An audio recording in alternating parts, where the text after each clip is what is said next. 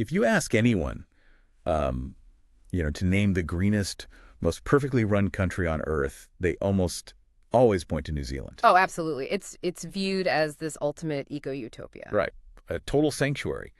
Pure air, honest politicians, a social safety net that actually works. It's basically the model for progressive governance. Yeah, the global gold standard. But hidden inside decades of economic data is a completely different and, frankly, kind of terrifying reality.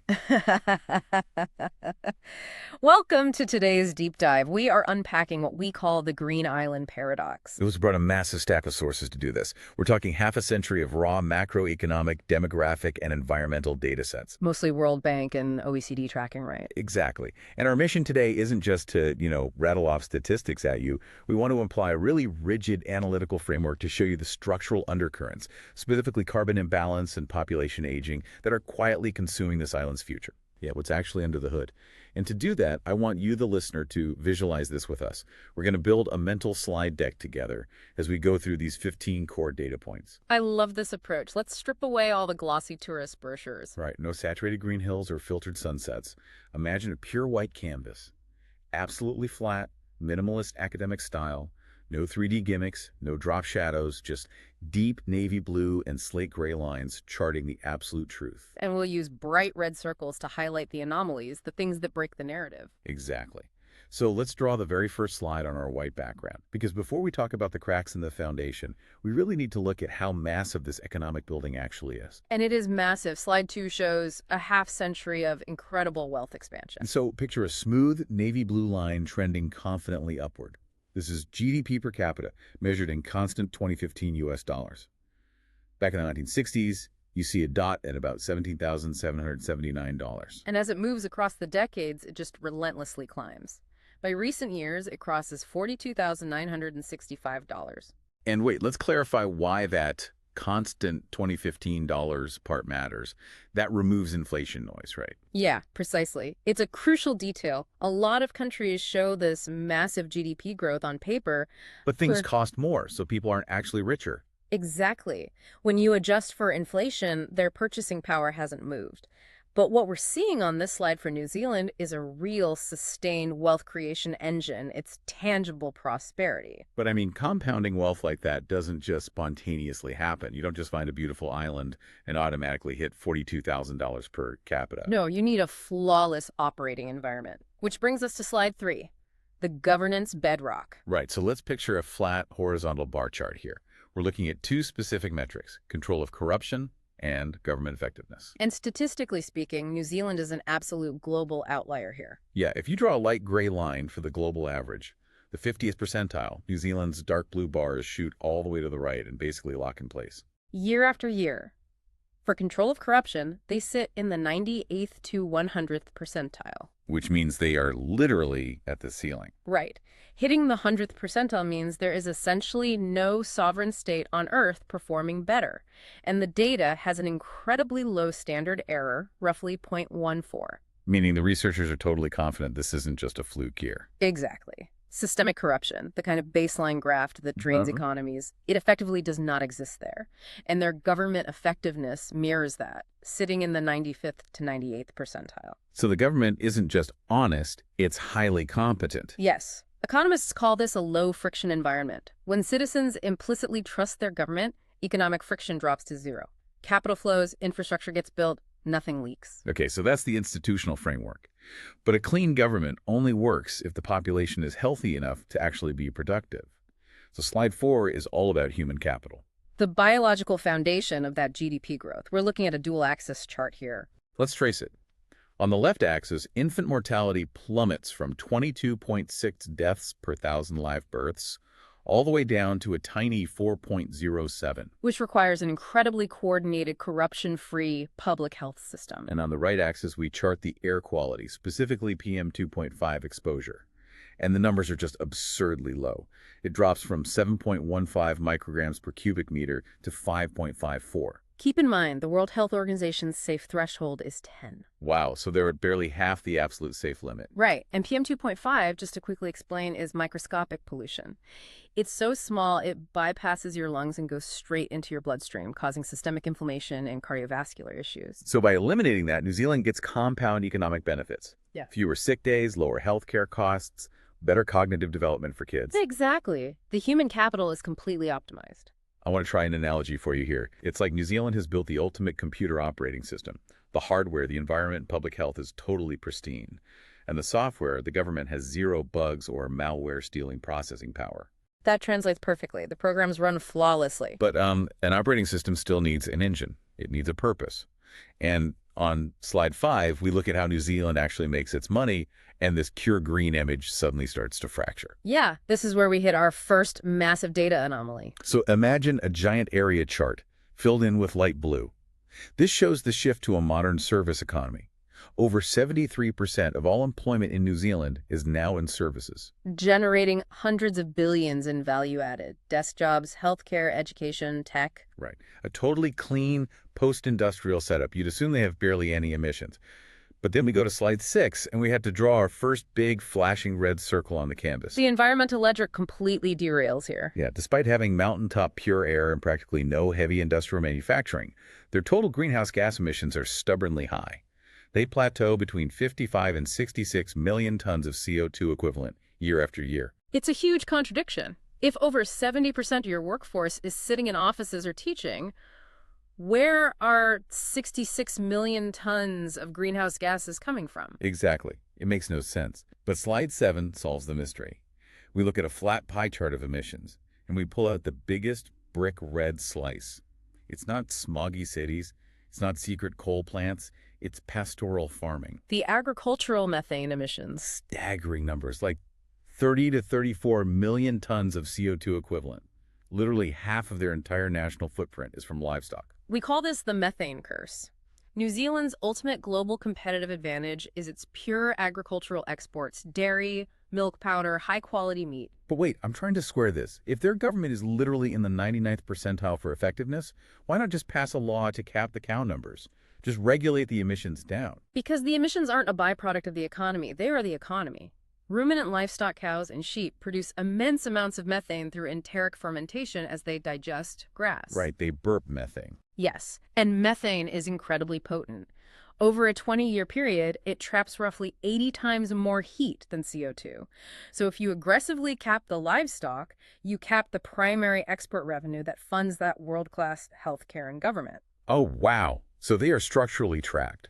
It's like finding out a famous vegan wellness guru secretly funds their entire serene lifestyle by running a massive gas-guzzling trucking company. That's a great way to put it. The very thing that makes them wealthy locks them into this high emissions profile. But wait, how do they keep this global pure green reputation if they are pumping 34 million tons of methane into the sky? Well, you have to separate local visual perception from global atmospheric reality.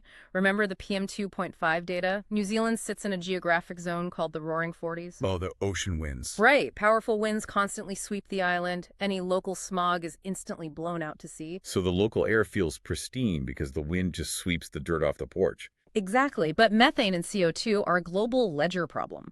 They mix into the upper atmosphere and trap heat globally, no matter how clear the sky looks in Wellington. And the carbon problem gets even worse on slide 8. We look at transport emissions, and we draw this jagged, dark gray line rocketing upwards. In the 1960s, transport was about 4 million tons of CO2. Today, it's over 15 million tons. An increase of over 200%. And we put a massive red up arrow on the chart for this. But why?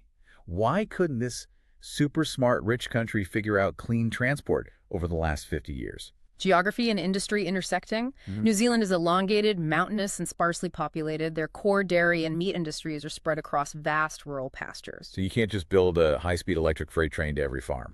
No, the infrastructure costs would be astronomical. So they rely heavily on diesel trucking to get milk from a remote farm to a deep-water export port.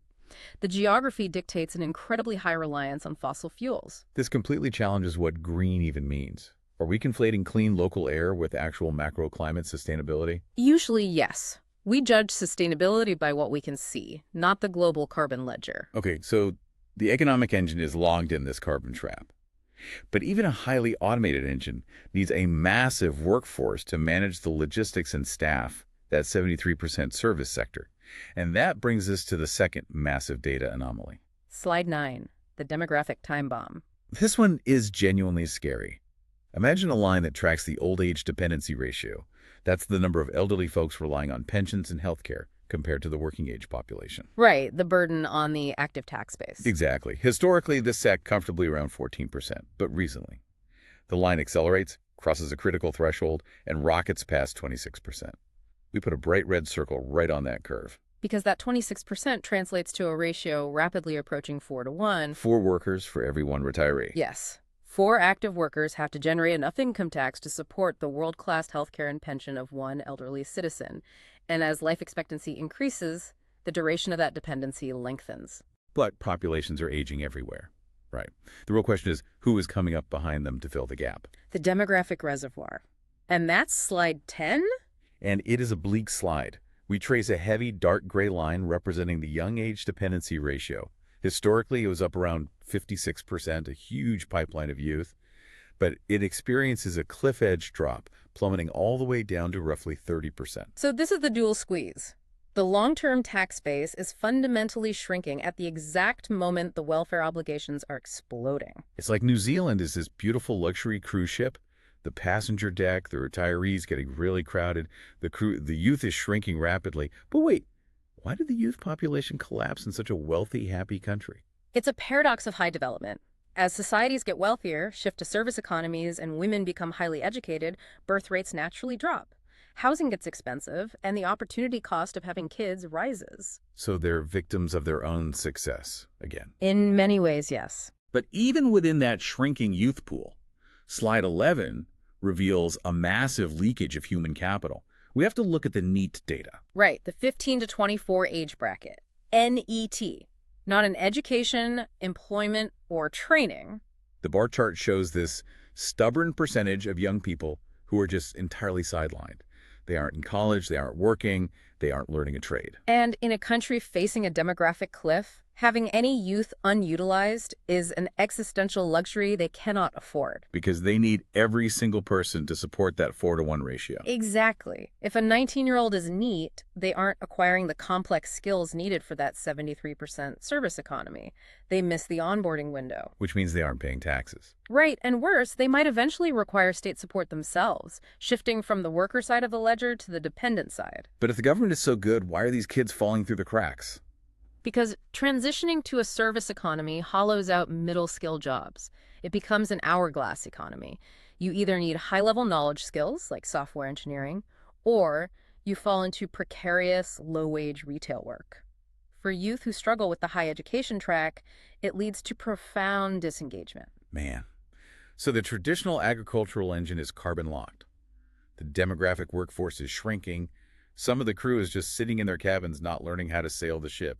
How do they break out of this? They need a second curve, an entirely new engine. Right, something that makes billions of dollars but doesn't burp methane, like high-tech exports. And that's slide 12. The struggle for the second curve. If we chart their high-tech exports, it's not a smooth, confident upward line. It's a volatile, dark blue zigzag. Sure, it's grown from millions to the low billions, but we draw dotted red boxes around these massive, brutal drawdowns. It hasn't smoothly replaced agriculture. Because transitioning to a tech economy from a remote island is incredibly difficult. Why? I mean, they have great internet and a smart workforce. Can't good management outrun bad geography? Not completely. The global tech economy relies on network effects. A startup in New Zealand doesn't have the immediate access to massive venture capital pools or adjacent industries that a company in Silicon Valley has. They are hyper-exposed to global market shocks. So the transition is stalling, which forces them to keep leaning on the carbon-heavy cows. And this leads us to slide 13, the most sobering chart in the whole deck. The adjusted net savings metric. Yeah, normally we just look at GDP, which is basically a speedometer. It tells you how fast money is moving, but it's dumb. Yeah. You could get rich by ripping the copper wiring out of your own walls and selling it. Your GDP would look amazing right up until your house burns down. Exactly. But the World Bank's adjusted net savings actually calculates the true wealth a country is building. So imagine a waterfall chart here. We start with gross national income. a massive column. We add in education spending, since that builds human capital. Yeah. But then the subtractions begin. And they are heavy subtractions. Right. You subtract energy depletion, mineral depletion, net forest depletion. And the big one, you subtract the quantified economic damage caused by carbon dioxide and particulate emissions. You literally put a dollar value on the environmental damage and deduct it from the national bank account. And when you do that for New Zealand, the true wealth column plummets. The data shows their adjusted net savings bouncing wildly between just 4 and 13%.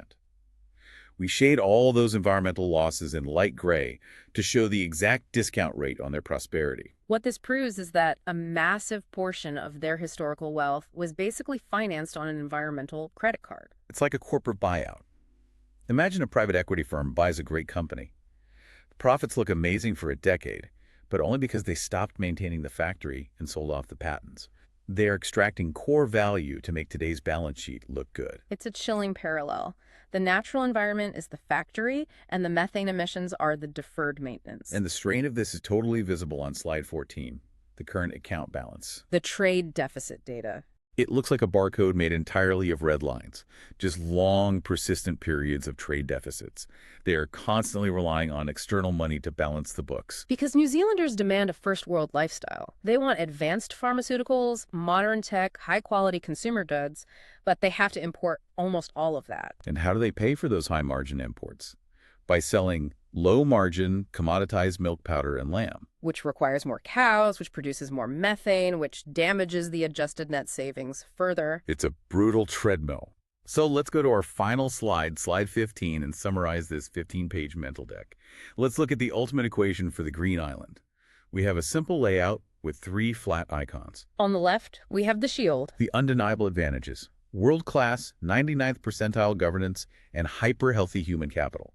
This is not a failed state. It has an incredibly strong floor. But in the middle, we have the hourglass, the structural traps, the demographic time bombs squeezing the tax base, and an agricultural engine locked in a methane curse. Which leaves the right side, the breakout, the rocket icon. New Zealand's entire future relies on finding that low-carbon, high-tech breakout and doing it fast enough to replace agriculture while mobilizing literally every single young mind they have to avoid the NEAT trap. Governance sets the floor, but innovation speed will absolutely dictate the ceiling. Well said. And that brings us to the end of today's deep dive. We really hope this look into the raw data gives you a much deeper understanding of the machinery running behind the postcards. It really highlights how interconnected every metric is. You can't just isolate the environment from demographics. Definitely not. But before we go, I want to leave you with one final kind of provocative thought.